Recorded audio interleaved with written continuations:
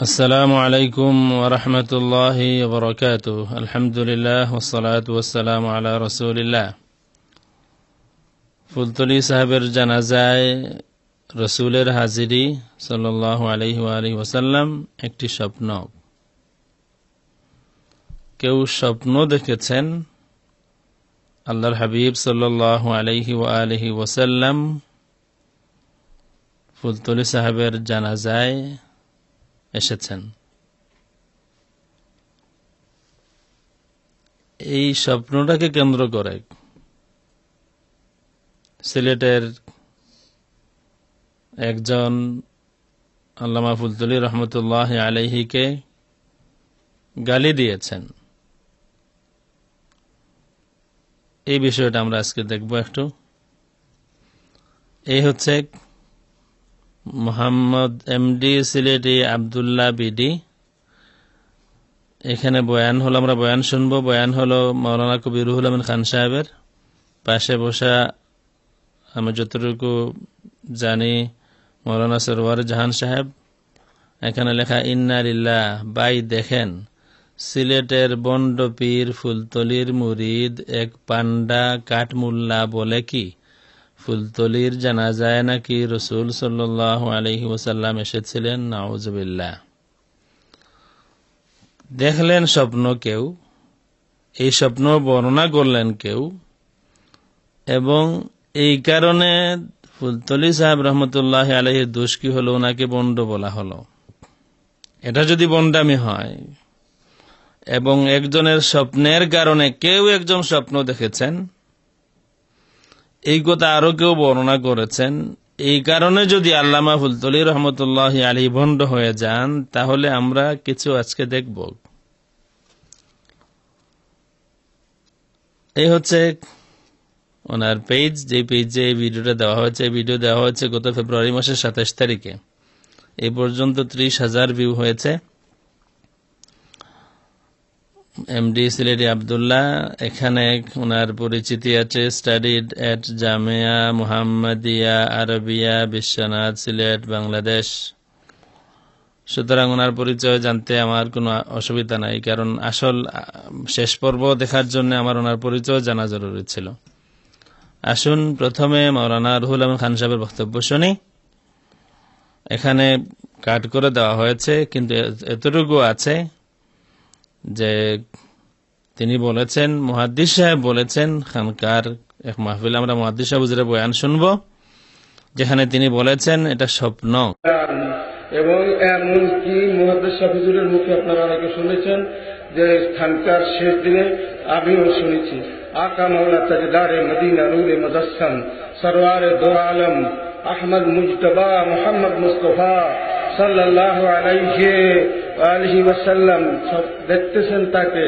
রওজায়ে আতহারের কাছে গেছে, কিন্তু কবর শরীফে রওজা মুবারকে মুহাম্মদুর রাসূলুল্লাহ সাল্লাল্লাহু আলাইহি ওয়াসাল্লামকে দেখতে পাচ্ছে না। বলে হুজুর কোথায়? আল্লাহর নবী দয়াল নবী কোথায়? বলে দয়াল নবী 4 জন সহ সিলেট জেলার ফুলতলিতে হযরত আব্দুল্লাহ ফুলতলির জানাজায় শরীক হওয়ার জন্য চলে গেছে।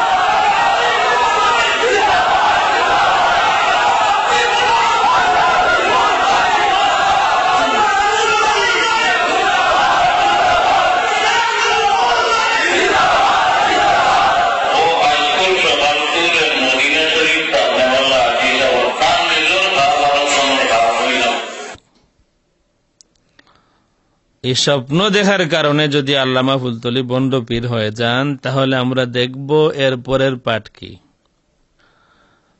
আমরা শুনলাম মাওলানা রুহুল আমিন খান সাহেবের বক্তব্য শুনলাম, আমরা আল্লামা মুহাদ্দিস সাহেব হুজুর মদ্দাজিল্লাহুল আলী ওনার বক্তব্য শুনলাম। এটা একটা স্বপ্ন ছিল। এই স্বপ্ন দেখা যদি এবং এই স্বপ্ন দেখার কারণে যদি আল্লামা ফুলতলি রহমতুল্লাহ আলাইহি বন্ড হয়ে যান, আসুন আসল বন্ডামি দেখি, ওনাদের একটা কিছু দেখি।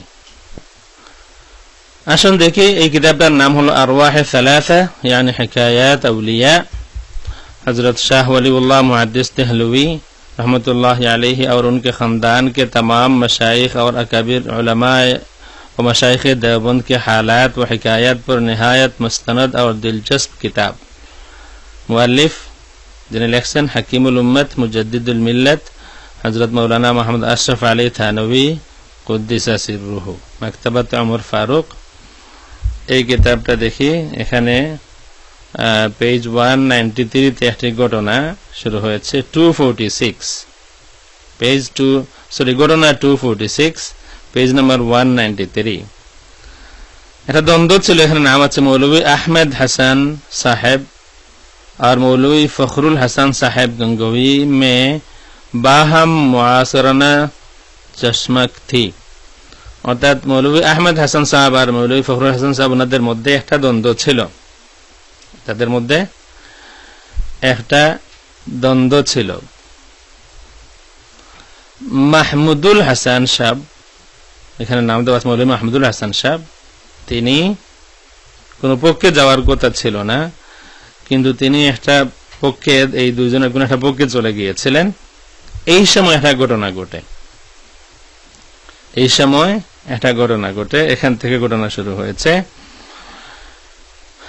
इसी दौरान में एक दिन आला सुबह बाद नमाज फजर मौलाना रफीउद्दीन साहब रहमतुल्लाह अलैहि ने मौलाना महमूदुल हसन साहब को अपने हुजरा में बुलाया, जो दारुल उलूम देवबंद में है।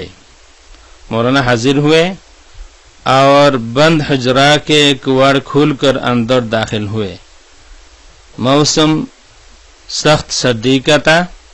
मौलाना रफीउद्दीन साहब रहमतुल्लाह अलैहि ने फरमाया कि पहले ये मेरा रूई का लुबादा देख लो।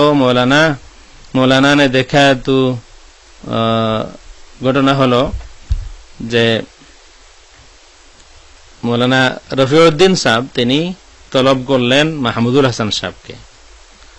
খুব শীতের সিজন ছিল, কিন্তু এই শীতের মধ্যেও যখন বন্ধ হুজরার দুয়ার খুলে যখন মাহমুদুল হাসান সাহেব ভিতরে গেলেন, তখন দেখা গেল এই সখ্ত সর্দি অর্থাৎ অনেক কঠিন শীতের মধ্যেও তিনি গামছেন, রফিউদ্দিন সাহেব গামছেন। তখন তিনি কি বললেন,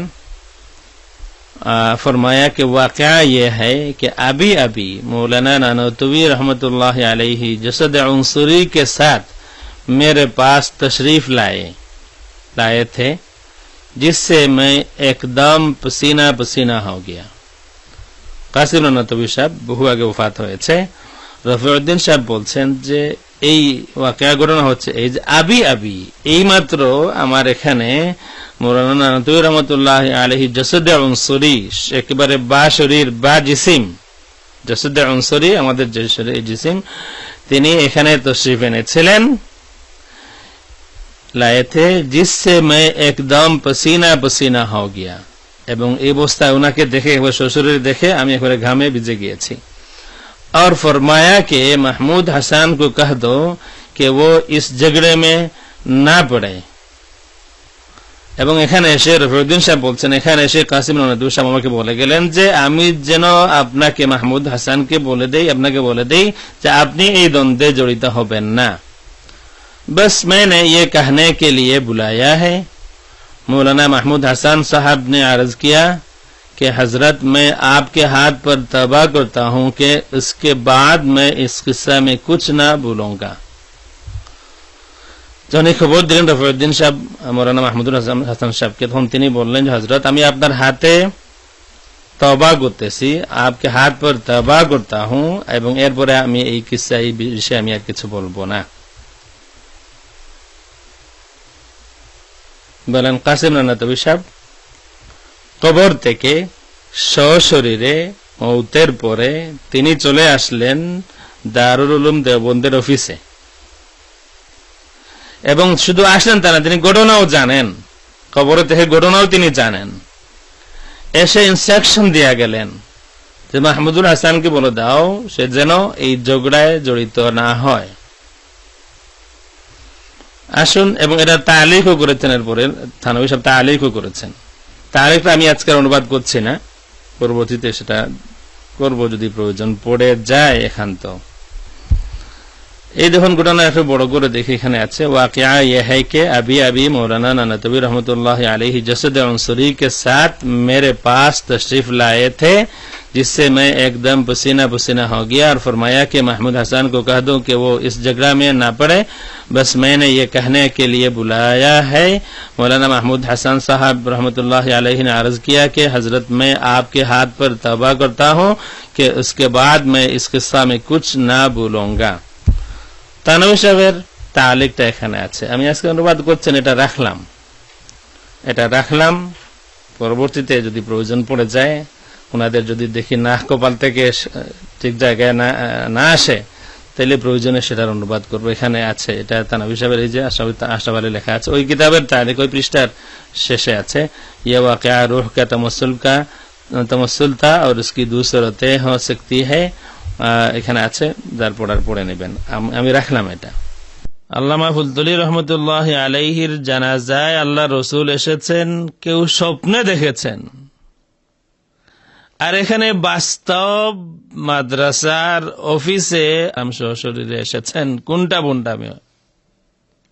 স্বপ্ন দেখার কারণে যদি আল্লামা ফুলতুলি বন্ড হন, তাহলে এই যে বর্ণনাগুলি আপনারা শুনলেন, মাদ্রাসার অফিসে এসে গেলেন সশরীরে, তাইলে এখানে কত বড় ভণ্ডামি চলছে। কথা বলার আগে